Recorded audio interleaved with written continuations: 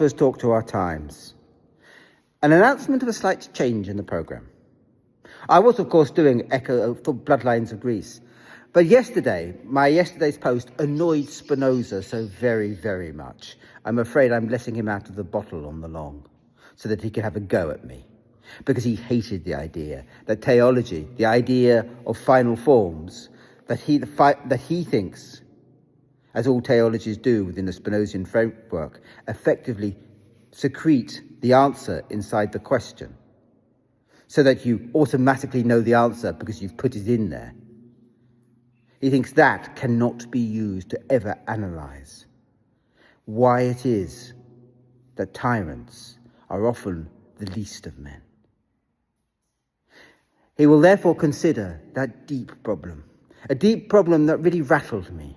As I said yesterday, and it's worth saying again today, I've often thought that things like Trump and Farage, who are, as humans, non-runners, probably weren't that much of a threat, in the sense that if the far right had chosen competent leaders, then we would all be in danger.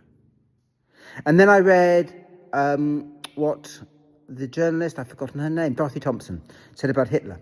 That Hitler was actually incredibly vulnerable. He was incredibly weak. He felt like he was just a little guy. And he was clearly a mind that had been destroyed in the First World War.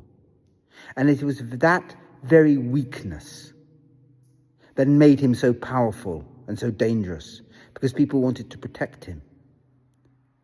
And therefore, to protect him was to listen to his words and to follow them, and follow the ideas that they then created. They created then an affinity between power and patheticness that is incredibly dangerous. Now, I tried to understand that yesterday using Aristotle, and I can't claim it was a success.